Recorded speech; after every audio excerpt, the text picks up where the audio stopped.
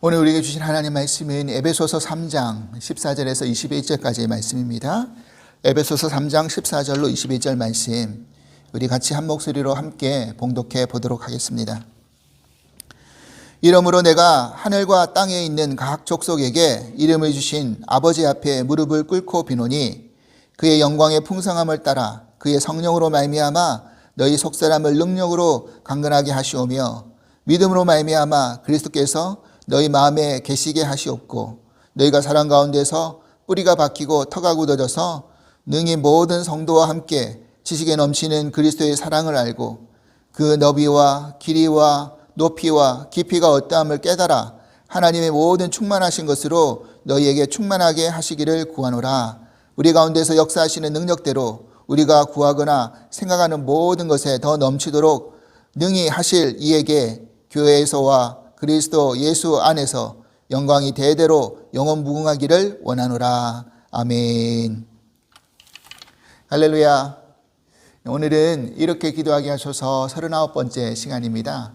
바울의 기도 첫 번째 시간인데, 하나님의 영광이 되는 교회를 위한 기도라는 제목으로 함께 은혜를 나누고 싶습니다.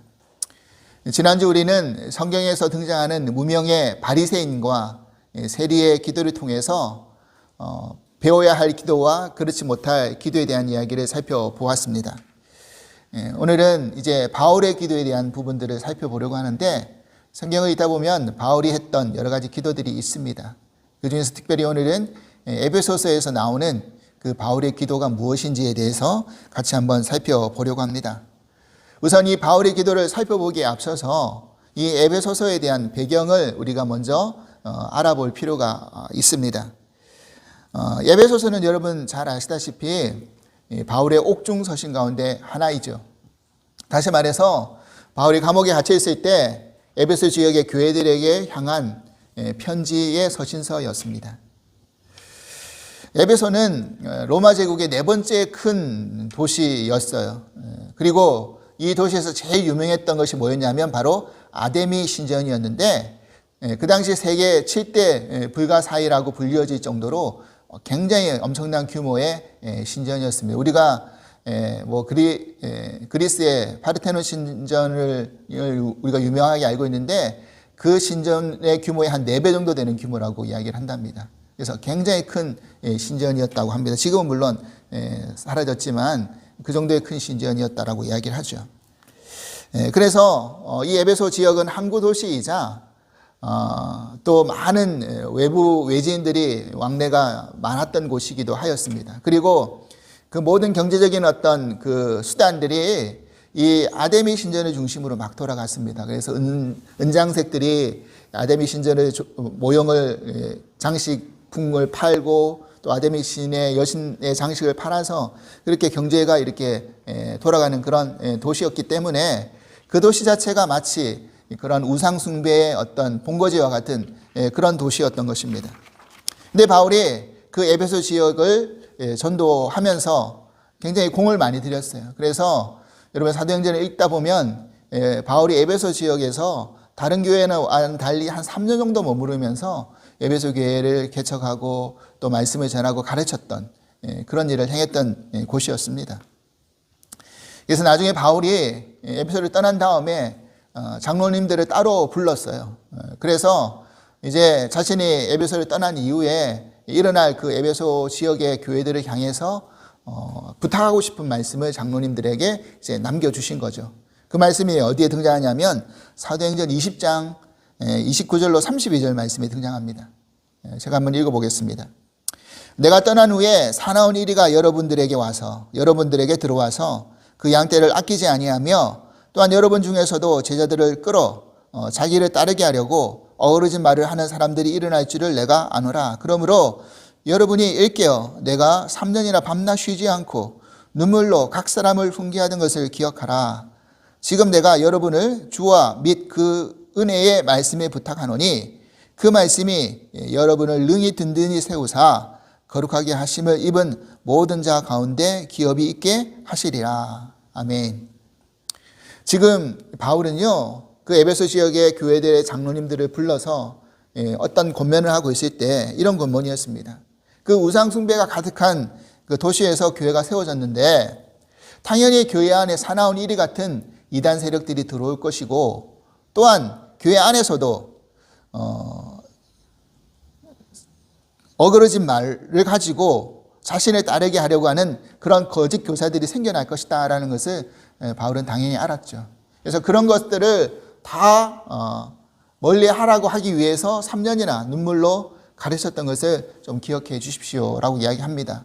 그러면서 장로님들에게 무엇을 부탁합니까? 무엇으로 부탁을 합니까? 오늘 우리가 읽었던 그 32절 말씀을 보니까 그 은혜의 말씀에 부탁한다라고, 주와 그 은혜의 말씀에 부탁한다라고 그렇게 이야기를 하고 있죠. 그러니까 바울은 하나님의 교회는 사람이, 어떤 조직이, 제도가 이끌어가는 것이 아니라 그 앞에 부탁드린 게 아니라 내가 이 교회를 장로님들 앞에 부탁하오니, 이 교회를 장로님들이 잘 세운 그런 교회 조직 안에 부탁하노니, 제도 안에 부탁하노니, 이게 아니었다라는 거죠. 하나님 말씀으로, 그 은혜의 말씀으로 부탁합니다 라고 이야기한 것입니다. 그러니까 하나님의 교회는 하나님의 말씀이 이끌어가도록 해야 되는 것입니다. 그렇게 될 때 교회가 잘못된 길로 빠지지 않을 수 있음을 바울은 알았던 것입니다. 저희 교회 피어워드 뒤쪽에 보시면 하나님의 말씀이 이끌어가는 교회라고 저희가 정해두었습니다.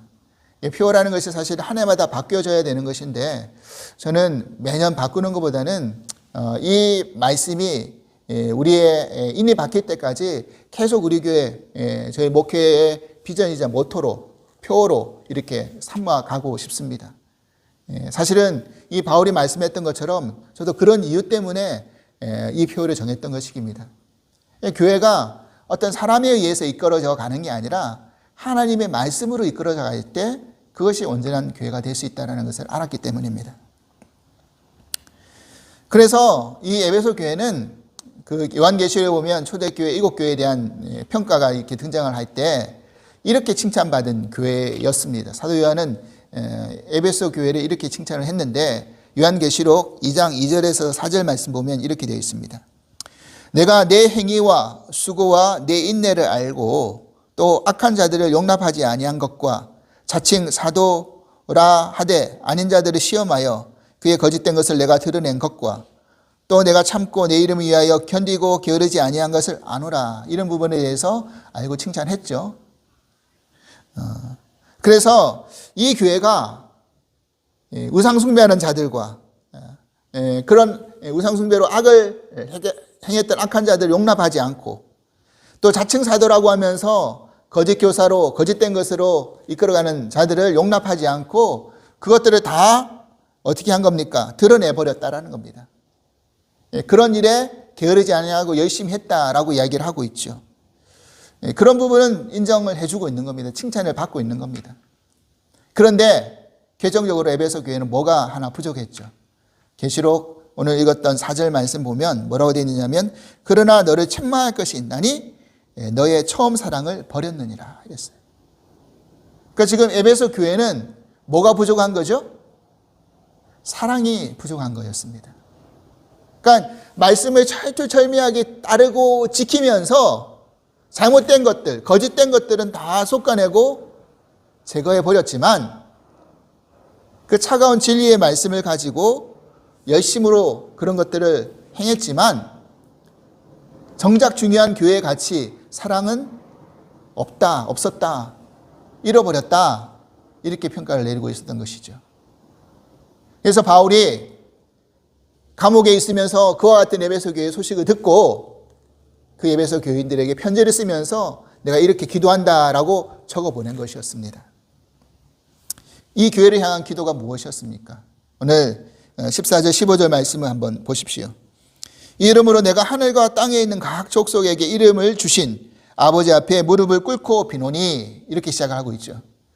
여러분 바울은요 하나님이 어떤 분이신지를 분명히 에베소 교인들에게 알려주고 있습니다. 하나님은요 우상 숭배가 만연했던 그 땅, 그 에베소 지역에서 하나님이란 분은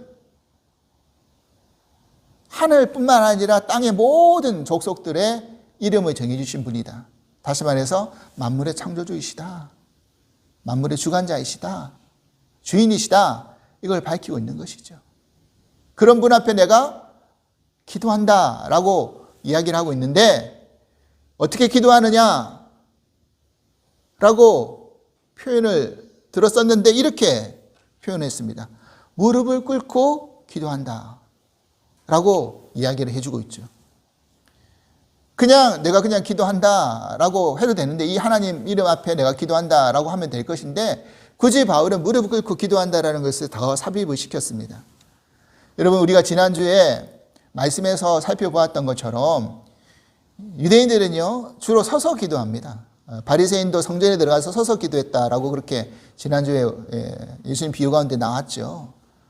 잘 유대인들은 무릎을 꿇지 않고 기도를 하지 않습니다. 그런데 무릎을 꿇었다라는 의미는 무슨 의미가 되는 것일까요? 하나님의 크신 하나님 앞에 온전히 복종한다는 의미도 되겠지만 또 하나 내가 무릎을 꿇었다라는 것은 그만큼 간절하게 기도했다라는 그런 하나의 이미지를 에베소 교인들에게 알려주고 있는 것이죠. 내가 이만큼 너희들을 위해서 간절히 기도했다. 하나님 앞에 복종하면서 이야기를 해주고 있는 것이죠. 그러면 그렇게 간절히 기도하고 있는 그 기도의 내용이 무엇이었습니까? 오늘 먼저 첫 번째 바울의 기도는 16절과 17절 상반절에 나오는 말씀입니다. 이 말씀 우리 같이 한번 읽어보실까요? 16절, 17절 상반절입니다. 같이 읽겠습니다. 그의 영광의 풍성함을 따라 그의 성령으로 말미암아 너희 속사람을 능력으로 강건하게 하시오며 믿음으로 말미암아 그리스도께서 너희 마음에 계시게 하시옵고. 아멘. 지금 바울이 첫 번째로 기도하고 있는 제목이 뭐냐면 속사람이 능력으로 강건하게 해달라는 기도였습니다. 여기서 우리가 바울 서신이라든지 바울이 적은 성경 말씀을 쭉 읽다 보면요, 바울의 독특한 어떤 표현들이 등장하는데 그 중에 하나 바로 이 속사람이라는 개념입니다. 여러분, 속사람이라는 개념을 우리가 들어보면 그에 반대되는 개념으로 겉사람도 있을 것이다라는 것을 우리가 생각해 볼 수 있지 않겠습니까? 고린도후서 4장 16절에 그런 표현이 있습니다. 그러므로 우리가 낙심하지 아니하노니 우리의 겉사람은 낡아지나 우리의 속사람은 날로 새로워지도다. 우리의 겉사람은 늙어가고 낡아지는 것이지만 우리의 속사람은 날로 새로워진다라고 바울이 그렇게 이야기하고 있잖아요. 그러면 겉사람과 속사람이 무엇인지가 구분이 되는 겁니다. 우리의 육신이 바로 겉사람인 것이고 우리의 영혼이 바로 속사람인 것을 말씀해 주고 있는 것이죠. 하나님이 우리를 지으실 때 흙을 빚어서 육신을 만들어 놓으셨죠. 근데 그렇게 끝내지 않으시고 하나님께서 뭐 하셨습니까? 하나님의 생기를 우리 가운데 불어넣어 주시고 어떻게 하셨습니까? 생명이 되게 하셨습니다. 제가 처음 교회 나왔을 때 이런 개념을 몰랐죠. 겉사람, 속사람, 육신과 영혼의 개념을 몰랐을 때는 항상 육신의 만족과 육신의 어떤 그런 기분에 따라서 살았던 그런 사람이었죠. 그런데 이 개념을 깨닫고 나서 정말 내가 육신대로 살아간 것이 얼마나 바보스러운 그런 모습인지를 알게 된 것입니다. 인간이 속사람이 있다는 것을 깨닫지 못할 때 육신의 한계에 매여서 욕심에 붙들려서 그것만 쫓아가며 살아갈 수밖에 없기 때문에 그 끝은 결국 허무로 마감 지을 수밖에 없는 것입니다. 왜냐하면 육신은 결국 죽어지고 사라지는 것이기 때문에. 하지만 우리의 영혼은 속사람은 사라지는 것이 아니기 때문에 그렇습니다. 그래서 믿는 성도들에게 가장 중요한 것은 내 육신이 얼마나 편해져야 되고 잘 되고 만족스러워져야 되는 것, 그렇게 살아가는 것이 아니라 내 영혼이 강건하여져서 정말 하나님을 의지하고 따라가는 그 삶을 살아가야 한다는 것입니다. 로마서 7장 22절 23절 말씀 보십시오. 내 속사람으로는 하나님 법을 즐거워하되 내 지체 속에 한 다른 법이 내 마음의 법과 싸워 내 지체 속에 있는 죄의 법으로 나를 사로잡는 것을 보는도다. 바울은 이런 자신의 모습이 공고하다. 이 사망의 몸에서 누가 나를 건져내랴. 그렇게 고백하고 있었습니다. 그렇습니다. 우리의 속사람은 하나님의 법을 즐거워하지만 우리의 겉사람은, 육신인 겉사람은 죄의 법에 붙들려서 살아갈 수밖에 없다라는 것이죠. 이것이 육신의 한계죠. 그래서 우리는 항상 이 싸움을 할 수밖에 없는데 이 싸움에서 승리할 수 있는 방법은 겉사람보다 속사람이 강건해져야 된다는 사실입니다. 그렇다면 이 속사람이 어떻게 강건해질 수 있는지 바울은 뭐라고 기도하고 있습니까? 이렇게 기도하죠. 성령의 능력으로 강건하게 해달라. 속사람이 강건하게 해달라. 이렇게 이야기하고 있습니다. 그리고 이렇게 강건해질 때 그 다음에 17절 상반절과 연결되어져서 그 다음이 이루어진다는 겁니다. 뭐냐면 우리의 믿음으로 말미암아 그리스도께서 우리 마음에 계시게 해달라는 이 기도. 가만히 보면 이 계시다라는 이 헬라어 단어는요, 그냥 잠깐 머물러 있는 그런 것을 말하는 게 아니라 아예 우리 가운데 내주해 있고 머물러 계시는, 거주하시는 그런 개념이라는 거예요.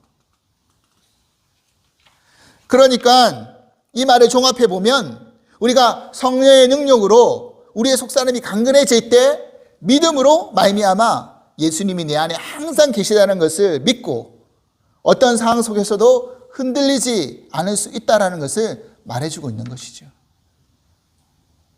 그래서 이 기도는 분리된 기도가 아니라 하나로 연결된 기도라는 것입니다. 오늘 본문 앞절, 바로 앞절에 에베소서 3장 13절에 뭐라고 되어 있느냐면 그러므로 너희에게 구하노니 너희를 위한 나의 여러 환난에 대하여 낙심하지 말라. 이는 너희의 영광이니라. 이랬죠. 지금 바울이 환난을 당하고 있잖아요. 감옥에 갇혀 있잖아요. 에베소 교인들이 낙심할 수 있잖아요. 그런데 지금 감옥에 갇힌 바울의 환난을 생각하며 낙심하여 있을 이 에베소 교인들에게 바울이 이런 기도로 격려하고 있는 거예요. 왜냐하면 이것은 앞으로 교회가 당할 일이기도 하기 때문에 어떤 환난이 찾아온다 할지라도 내 속사람이 강건하고 내 안에 계신 예수 그리스도를 붙들고 가면 능히 그 어려움과 환난을 이길 수 있다는 것을 지금 바울이 기도로 이야기해 주고 있는 것이죠. 작년 가을에 우리 교회들이 이 팬데믹 상황 속에서 정말 많은 어려움을 겪고 있습니다. 전 세계적인 이 환난의 소용돌이 속에 교회도 예외일 수가 없었겠죠. 그리고 아직까지 완전히 끝난 것도 아닙니다. 여러분, 이러할 때 오늘 이 바울이 에베소 교회를 향한 그 첫 번째 기도가 우리들에게 정말 절실히 필요한 기도가 아닐까요?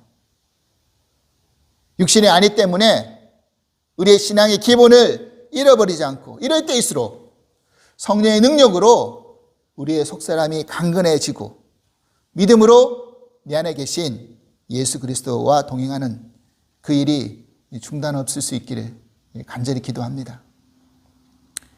두 번째 바울의 기도는 17절 후반절과 18절에 나옵니다. 그 부분 같이 읽어보겠습니다. 너희가 사랑 가운데서 뿌리가 박히고 터가 굳어져서 능히 모든 성도와 함께 지식이 넘치는 그리스도의 사랑을 알고, 이렇게 기도하죠. 여기서 바울이 강조하는 것은 바로 하나님의 사랑, 예수 그리스도의 사랑입니다. 제가 서두에서 밝혔듯이 지금 에베소 교회의 가장 큰 문제 가운데 하나는 뭐였다고요? 사랑이 사라진 것이었습니다. 진리를 앞세우면서 거짓된 것들을 속해버리고 재단하고 솎아내고 분리시키는 것에는 잘해 나갔지만 그 안에 교회가 이루어낼 진정한 가치인 사랑은 상실해버렸습니다. 그러니까 너무너무 차가운 거죠, 교회가. 말씀의 기준으로 딱 옳고 그름을 판단해버리니까 너무 교회가 메말라 버린 겁니다. 여러분, 교회가 무엇이 옳고 무엇이 그른 것을 밝혀주는 것만이 저는 우선이 아니라고 생각합니다. 옳고 그른 것 이전이 아니 그 가운데 하나님의 사랑이 빠져버리면 이 교회가 법정하고 다를 게 뭐가 있겠습니까? 교회는 누군가를 정죄하고 판단하는 장소가 아니잖아요. 오히려 그 반대죠. 은혜 가운데 감싸주고 품어주는 거죠. 물론 우리가 하나님의 말씀, 율법을 잘 지키는 것 중요한 믿음의 태도인 것은 분명합니다. 하지만 우리가 그렇게 하면 할수록, 그렇게 하려고 시도하면 시도할수록 뭐가 깨달아지는 겁니까? 아, 우리에겐 그렇게 할 만한 실력도 능력도 없구나. 그리고 그렇게 행한다 할지라도 구원이 그렇게 이루어지는 건 아니구나라는 걸 우리는 계속해서 말씀 가운데 밝히고 깨달아지는 내용입니다. 지난주에도 우리 살펴보았지만 바리새인, 그 잘난 바리새인이 자신은 말씀대로 철저히 살았다라고 그렇게 자신의 행위는 강조했지만 정작 뭐가 없었던 겁니까? 세리를 품어주는 사랑은 없었잖아요. 그러니까 예수님은 너 바리새인이 아니라 저 세리가 의롭다 하심을 받고 돌아갔노라 라고 그렇게 이야기해 주고 계신 겁니다. 지금 바울이 이 두 번째 기도 안에서 우리가 이 동사형에 좀 주목해 볼 필요가 있습니다. 이 동사형이 뭐냐면 뿌리가 박히고 터가 굳어지는 것. 그 사랑 안에 뿌리가 박히고 터가 굳어지는 것은 헬라어 원문을 보면 수동태 완료형이에요. 다시 말해서 우리가 그 하나님의 사랑 가운데 뿌리를 박고 터가 굳어지는 게 아니라 그리스도의 사랑이 우리 가운데 부어질 때 그렇게 될 수 있다라는 것을 말씀해 주고 있는 겁니다. 그리고 그리스도의 사랑을 알고라는 이 부분도, 이 안다라는 표현도 그냥 머리로 아는 게 아니라 우리의 삶의 경험 가운데 아는 것이죠. 여러분 그렇지 않습니까? 우리가 하나님 우리를 얼마나 사랑하시는지 말씀을 통해서 우리는 잘 압니다라고 말씀할 수 있겠지만 그 사랑을 아는 사람의 실천을 통해서 아는 것과는 큰 차이가 있다는 것이죠. 우리 어릴 때 부모님이 우리를 얼마나 사랑하시는지를 우리는 머리로는 알죠. 우리도 애들한테 엄마 아빠가 너희들 얼마나 사랑하는지 알아 그러면 안다라고 할 겁니다.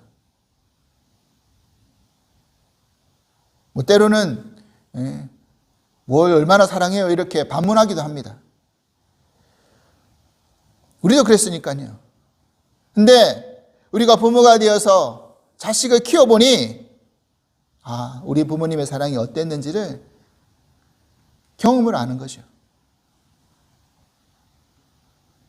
바울은 교회가 예수 그리스도의 사랑을 아는 것으로, 그냥 머리로 아는 것으로 끝나는 게 아니라 그 사랑을 실천하면서 잃어버리지 않기를 지금 기도하고 있는 것입니다. 너희들이 그 첫사랑을 잃어버렸는데 그 사랑이 회복되기를 기도하는 거죠. 여러분 오늘날 우리 교회가 반드시 잃어버리지 말아야 할 것이 바로 이 사랑의 가치임을 믿습니다. 마지막으로 세 번째 바울의 기도는 19절입니다. 19절 말씀 우리 같이 읽어보겠습니다. 그 너비와 길이와 높이와 깊이가 어떠함을 깨달아 하나님이 모든 충만하신 것으로 너에게 충만하게 하시기를 구하노라. 아멘. 우리는 이 지금 너비, 길이, 높이, 깊이를 이야기할 때 뭐와 연결시켜서 생각해야 되냐면 바로 십자가의 사랑과 연결시켜서 생각해야 되는 것입니다. 십자가의 사랑만이 온전히 이것을 설명해 줄 수 있기 때문입니다. 여러분 하나님의 사랑의 넓이는 모든 것을 품을 수 있는 넓이잖아요. 이방인이든 유대인이든 상관이 없습니다. 특별히 이 에베소 지역에 그 많은 이방인들이 오고 가는 이 지역에도 교회 안으로 복음 안으로 온전히 들어온 사람은 다 품을 수 있는, 그리고 그 넓은 하나님의 사랑이 계셨기 때문에 지금 우리도 이 자리에서 믿음 생활을 할 수 있는 거죠. 신분과 부귀의 격차와 학력과 이런 모든 것을 교회 안에서는 가리지 않잖아요. 복음 안에 들어온 사람은 다 받아들이잖아요. 인종을 차별합니까? 뭘 차별합니까? 다 받아들인다는 거예요. 그게 하나님의 사랑의 넓이죠. 그리고 깊이입니다. 길이입니다. 이 길이는 사랑의 영원성을 이야기하는 거예요. 그러니까 그 십자가의 사랑은 그 당시 2000년 전에 그냥 그것으로 끝난 사건이 아니라 그 사건은 지금 이 시대 시기와 시간과 시대를 초월해서 계속 이어지는 사랑이잖아요. 우리를 사랑하실 때 끝까지 사랑하시는 그 사랑입니다. 그 사랑의 길이는 끝이 없죠. 중단되지 않았죠. 계속 이어지죠. 그래서 그 사랑에는 한계도 없고 끝이 없다라는 것입니다. 그리고 그 깊이는, 하나님의 사랑의 깊이는 우리가 헤아릴 수가 없죠. 저 높고 높은 보좌에 계신 독생자이신 예수 그리스도를 이 낮고 낮은 땅으로 내려보내시는 사랑. 그리고 아무리 깊은 죄악의 구렁텅이에 있는 사람이라 할지라도 건져내주실 수 있는 사랑. 그 깊이죠. 그것이 하나님의 사랑, 예수 그리스도의 사랑 아닙니까? 그리고 그 사랑의 높이는 그런 우리를, 이 낮고 낮은 천한 우리를 그 예수님의 사랑으로 말미암아 하늘 보좌 높은 곳으로 올리시는 그 높은 사랑 아닙니까? 숭고한 사랑이죠. 이 모든 것이 십자가 안에서 성취되는 것입니다. 그래서 찬송가 가사처럼 하늘을 두루마리 삼고 바다를 먹물 삼아도 하나님의 사랑은 다 기록할 수 없다는 표현이 바로 정확한 표현 아닙니까? 내가 받은 만큼 사랑하고 사랑 주는 2차원적인 그런 사랑이 아니라 하나님의 사랑은 4차원적인 모든 공간과 지역과 시대를 초월하는 충만의 사랑이었다라는 것입니다. 그래서 이것을 하나님의 충만이라고 말씀하는 겁니다. 제가 예전에 한국 영화 가운데, 제가 지금 너무 오래된 영화라서 지금 기억이 가물가물한데 영화 제목이 닮아야 놀러가자라는 그런 영화가 있었던 걸로 기억을 합니다. 그런데 그 영화를 보면 재미난 퀴즈를 하나를 합니다. 뭐냐면 절의 어떤 스님에 관한 어떤 이야기, 스님이 조폭 이런 관계된 영화인데 그냥 재미로 한번 본 적이 있는데, 근데 그 중에서 하나 인사이트를 얻은 게 뭐냐면 밑 빠진 독에 물 붓는 것을 테스트를 하는 겁니다. 여러분, 밑 빠진 독에 물을 부어가지고 그 독을 채우라는 그 퀴즈를 받았는데 그걸 어떻게 할 수 있겠습니까? 독에 밑이 빠졌는데 물을 부어봤자 밑 빠진 독을 물이 다 새는데 독을 어떻게 채울 수 있을까요? 근데 한 사람이 번뜩 아이디어가 떠올랐던 거예요. 어떻게 했느냐면 독을 들어가지고 그 독을 어디다 던졌냐면 연못에 던져버렸습니다. 그러니까 어떻게 된 거죠? 독에 물이 가득 채워진 거죠. 밑 빠진 독에 물이 채워진 것입니다. 여러분, 그렇습니다. 저는 그걸 보면서 정말 밑 빠진 독 같은 우리들도 하나님의 저 충만한 사랑 가운데 들어간다면 채워질 수밖에 없겠구나. 하나님의 사랑은 찔끔찔끔 부으시는 그런 사랑, 그래서 주주주 흘러버리는 사랑이 아니라 우리의 밑 빠진 독 같은, 우리 같은 깨어진 자들이라 할지라도 그 충만한 가운데 다 품을 수 있는 사랑이라는 것을 깨닫게 되었습니다. 그러니까 저 같은 사람도 하나님 품으시잖아요. 우리 같은 모두를 다 품으시잖아요. 그 충만함으로 말입니다. 오늘 우리 교회들이 이런 하나님의 충만으로 차고 넘쳤으면 좋겠습니다. 넉넉히 품고 거짓된 것을 분별해야 되겠지만 그 행위 안에 하나님의 사랑을 잃어버리는 에베소 교회처럼 그런 어리석음을 범하지 않기를 바랍니다. 이제 바울은 이런 기도를 드리면서 이렇게 마무리하면서 기도를 마치죠. 20절 21절입니다. 우리 가운데서 역사하시는 능력대로 우리가 구하거나 생각하는 모든 것에 더 넘치도록 능히 하실 이에게 교회 안에서와 그리스도 예수 안에서 영광이 대대로 영원 무궁하기를 원하노라. 아멘. 사랑하는 여러분, 우리의 속사람이 강건해지고 그리스도가 우리 가운데 항상 계시다는 것을 믿고 그 사랑 가운데 뿌리 받고 터가 굳어져서 측량할 수 없는 그 십자가의 사랑의 충만이 우리 교회 가운데 차고 넘쳐날 수 있기를 간절히 소망합니다. 그로 말미암아 하나님의 영광이 우리 교회 안에서 온전히 드러나고 영원 무궁할 수 있기를 간절히 소망합니다. 우리 주사랑교회와 이 땅의 모든 교회들이 이와 같은 교회가 될 수 있기를 주님으로 간절히 축원합니다. 하나님 아버지 감사합니다. 교회를 향한 바울의 간절한 기도가 무엇이었는지를 우리가 살펴보았습니다.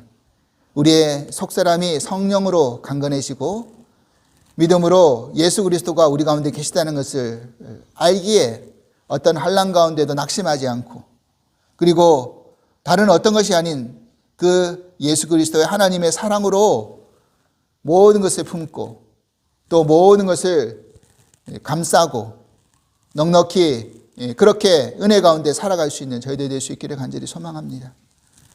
그 십자가의 사랑이 아니었다고 한다면 우리 한 사람 어떤 누구도 이 자리에 앉을 수 없음을 깨달았기에 그 십자가의 사랑을 그 십자가의 충만한 사랑을 우리 교회 가운데 부어주시고 그 충만으로 넘쳐날 수 있는 은혜를 허락하여 주시옵소서. 감사하며 예수 그리스도 이름으로 기도합나이다. 아멘.